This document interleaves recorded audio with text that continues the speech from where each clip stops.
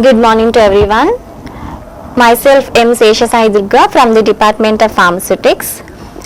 Here in the last class itself we already discussed about this parenterals topic from the subject pharmaceutical formulations. So here previously we have discussed about in the last classes we discussed about the introduction of the parenterals, like what is parenteral, generally what are the requirements for the parenteral formulation, and coming to the after that how many types of parenterals are there, like large volume parenteral and small volume parenterals. We have two categories of the parenteral formulations, and what are the advantages and disadvantages of the parenteral formulation, like that we discussed some of the topics.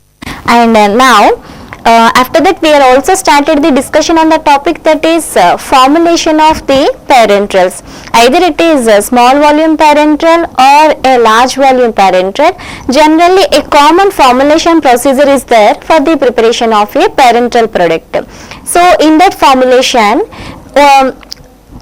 formulation means nothing but what are the ingredients generally used in the preparation of a particular dosage form. So here in the parenteral means nothing but these are the liquid dosage forms. So the major portion of the parenteral is a water only, not the water, some liquid portion. So a solvent will be there. So the solvent is maximum we are using the water only, that too different types of water, like either we can use water for injection, that is especially for the parenteral formulation, and also we can use sterile water for injection, and sometimes we also use bacteriostatic water for the injection. So what are the various types of vehicles we are using, that one we already discussed, and along with the vehicle we also require some important ingredients, like previously we discussed some of the ingredients like chelating agents, like that we discussed, and next one is in that formulation only some of the ingredient not yet discussed. So about those ingredients now we will discuss. In that one, first one is surfactants.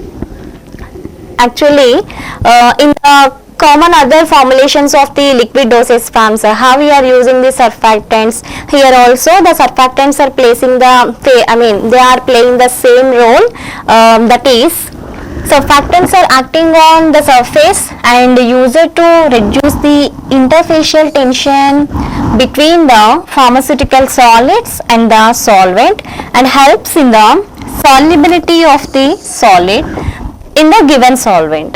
So the surfactants are mainly used for the purpose of reducing the interfacial tension. Interfacial tension means here the drug substance will be solubilized in a particular solvent. The solvent is maybe either pyrogen free water, water for injection, any of the water, or sometimes we are also using some oily vehicles. Not always we are using the aqueous vehicles. Generally in the vehicle also we have two categories, both aqueous vehicles and also non-aqueous vehicles, both will be used. In the aqueous vehicle category only we have water for injection, sterile water for injection, or pyrogen free, bacteriostatic water, like the different types of water will be used. But coming to the non-aqueous vehicles, here we are using various types of the oils which are obtained from the vegetable source, mostly we are used in the making of the parenteral dosage form. So what type of vehicle it is, that is secondary, but in the vehicle, that is nothing but a liquid. Within the taken solvent, the pharmaceutical solid must be solubilized first of all. So to solubilize the drug substance in the given vehicle, definitely all the solids are not soluble in the taken vehicle because of its nature or its mass difference, density difference, like that, or different natures of the solvent and the solid substance. So like that, due to various reasons, the solid may not be soluble in the given solvent. So in such case, here we are using the surfactants. So what it will do, how it will helps in the solubilization of a pharmaceutical drug substance in the given vehicle. So how they will act? Surfactants act by reducing the contact angle between the solids and the liquids. So they will act by reducing the contact angle.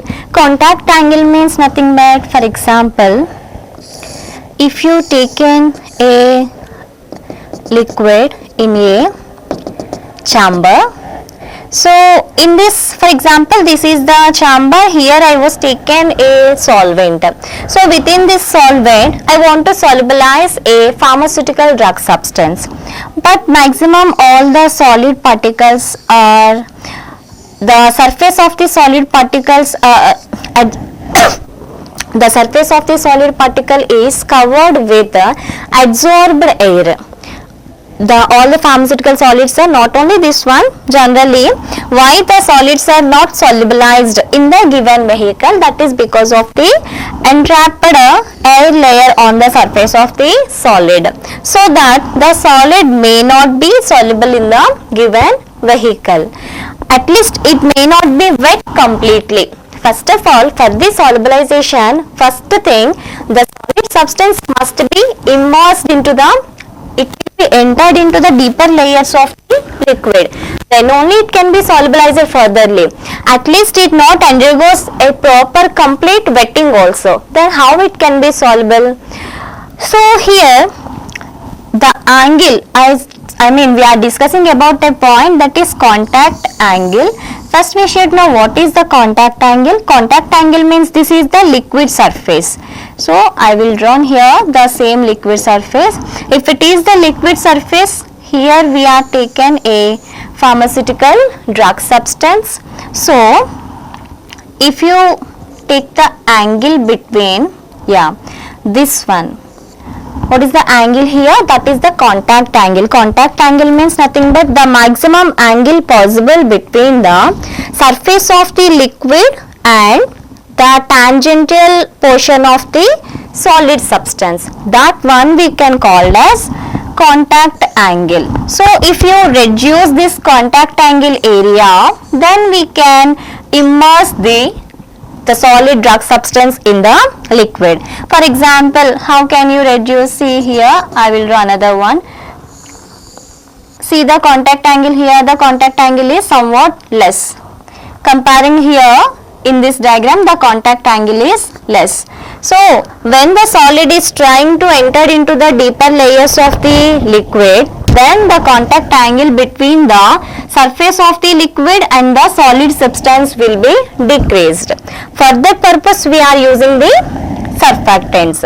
So when there is a greater surface tension between the liquid phase and the solid phase, here we have two phases. Two phases means nothing but interphase. Interphase, when we are using the term interphase, here we are using two phases of the substance. First one solids and another one solvent. So the pharmaceutical drug substances are in solid nature and it is the liquid. So in between these two phases there is a interfacial tension. That interfacial tension will be decreased by the addition of the surfactants. That one only we can also call as reducing the contact angle between the solids and the liquids. So when the contact angle is decreases, then the solids can be easily entered into the deeper layers of the liquid, so that it will be helps for the first of all complete wetting of the particle, and after that it will be useful for the solubilization of the drug substance in the given liquid.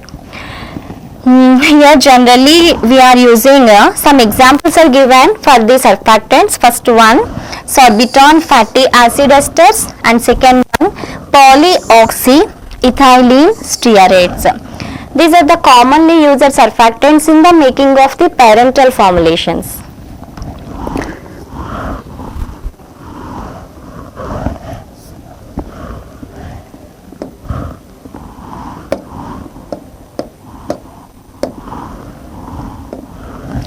Next one, tonicity agents. So tonicity means nothing but isotonicity, isotonic. Already in the requirements of the parenteral formulations itself we discussed the word. While preparing a parental dosage form, it is having some requirements like the formulation must be sterile, the formulation must be isotonic.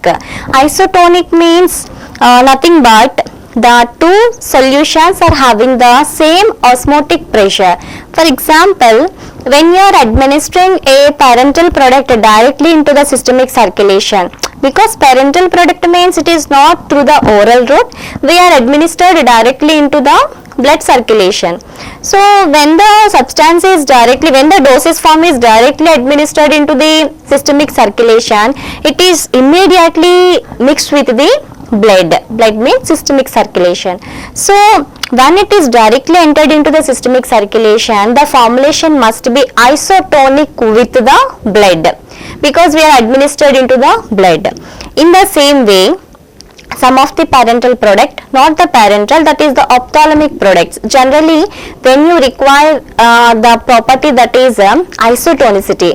Isotonicity means the two formulations must have the same osmotic pressure. For example, an injection we are administered, the formulation in the injection must be isotonic with the blood. So with the same osmotic pressure which is having the blood, within that limit only we are also making our formulation. So the formulation must be isotonic with the particular body fluid where you are administered. If it is the eye, for example, lacrimal fluid, within the eyes we have the lacrimal fluid. So all the ophthalmic products must be isotonic with the lacrimal fluid, because they are directly administered into the eyes. In the same way, remaining formulations which are administered into the blood, all the formulations must be isotonic with the blood. Isotonic means nothing but the formulation should have the equal osmotic pressure with that of the blood. In the same way, ophthalmic product, so the formulation must have equal osmotic pressure with that of the lacrimal fluid which is present in the eye. That is called isotonicity. If we are not maintain that isotonicity, what happen we will see. Isotonic solutions are need to avoid destruction of red blood cells. Isotonic, why you require the isotonicity means, isotonicity is needed for to avoid the destruction of the red blood cells. Red blood cells, why the red blood cells are destroyed?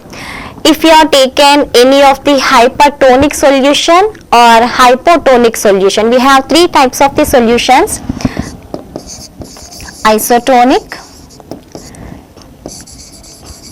hypertonic and hypotonic.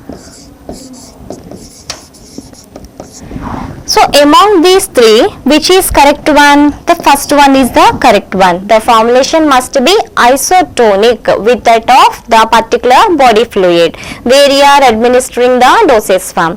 So isotonic means equal osmotic pressures. So the formulation should have the equal osmotic pressure with that of the particular body fluid. That is isotonic. If the formulation is having a greater osmotic pressure when you are comparing with the blood, then it is called hypertonic. In the same way, hypotonic. Hypotonic means, here hypertonic we can see greater osmotic pressure, and coming to the hypotonic having the less osmotic pressure. So our prepared formulation is having less osmotic pressure with that of the blood, then it is called hypotonic. So when there is a concentration difference, either hyper or hypo, when there is a concentration difference, then definitely there is a process, that is osmosis will occur. What is meant by osmosis? Osmosis means nothing but the movement of the molecules from, or the movement of the ions from higher concentration to the lower concentration. That process of diffusion will occur when there is higher or less concentration of the formulation. So if this osmosis is occurred in the blood, then we can see that destruction of the blood cells. In the hypertonic solution, if the formulation is having the greater osmotic pressure with that of the blood, then from the formulation, here in the formulation the drug concentration is more when you are comparing with the blood. So what happened here in such case, the ions are moving from higher to lower. So from the outside to inside, outside means drug side and inside means nothing but into the blood cells RBC. So from the outside the ions will be moved towards the into the RBC. So then we can see the problem of that is bulging of the red blood cells because of the entry of the ions into the RBC. The swelling of the RBC takes place. In the same way, if our prepared formulation is hypotonic, hypotonic means less concentration when you are less osmotic pressure when you are comparing with the blood.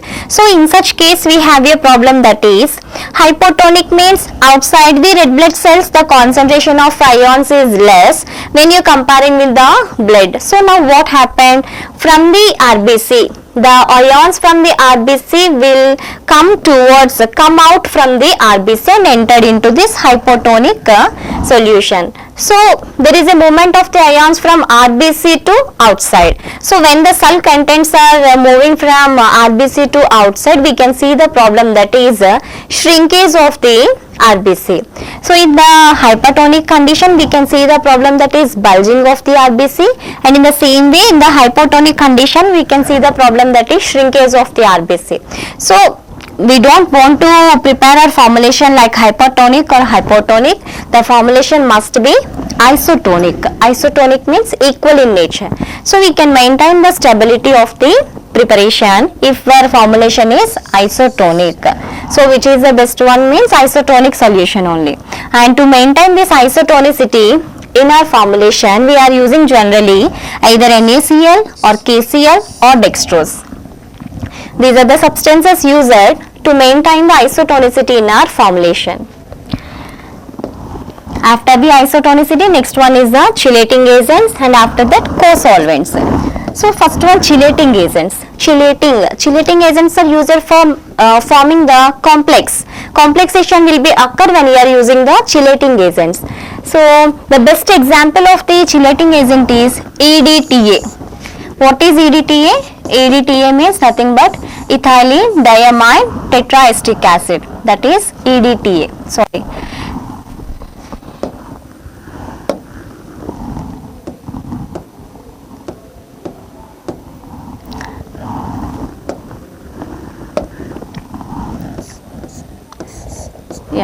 EDTA means nothing but ethylene diamine tetraestic acid, commonly known as EDTA.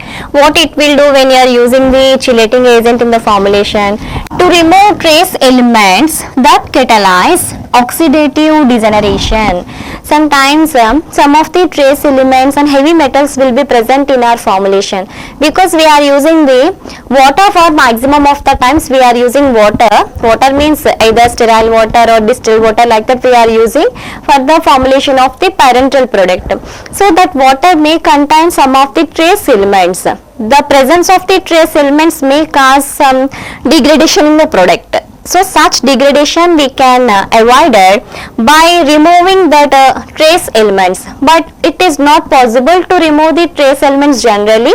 So in such case we are using this EDTA. When you are using this complexing agent, this complexing agent will form or will bind with the trace elements which are present in the formulation, so that a complex will be formed which is inactive, so that the product is not degraded due to the presence of the trace elements. That is the purpose of the chelating agent. So I am repeating that topic again, that is a chelating agent. What is the purpose of the chelating agents? Chelating agents are the chemicals which are used for forming the complex. How it will form the complex means when you are using the water generally. Water means we know that number of chemicals, number of metals, ions will be present in the water, we know that. So within the water, whatever the trace elements present, those trace elements we cannot remove in a normal way. So that's why in our formulation, if there is any trace elements, that trace elements can be removed when you are adding this EDTA in our formulation. So incorporation of this EDTA will form complex or will bind with the trace elements which are present in our vehicle, so that we can avoid a process, that is degradation process, that is oxidative degeneration. Generally it occurs by the presence of the trace elements. That one can be removed by including this EDTA. And next one is co-solvent. Co-solvent. Co-solvent means not the actual solvent, but along with the solvent we are including this co-solvent. Generally we are using either acetone or ethanol or methanol, like that. Some of the solvents which are water miscible. So for example, if you are taken the water, along with the water some other solvents like ethanol, methanol or acetone, any one will be used. So the hydroalcoholic mixture can be formed. The water miscible solvent, any one can be selected, or glycerin, which can be selected for the, why we are using the co-solvent. Co-solvent is used to improve the solubility of drug. First thing, to improve the solubility of the drug. Some of the pharmaceutical substances may not be soluble in the water. So what you will do for the proper solubility of the drug, along with the water we are also taking some other solvents like glycerin, ethanol or methanol. Maybe the solid soluble in these solvents but may not be soluble in the water. So a mixture of water plus ethanol, methanol or glycerin will be used. Then we can enhance the solubility of the drug substance in the given vehicle, and also to reduce the potential for hydrolysis. Some of the drugs will be there.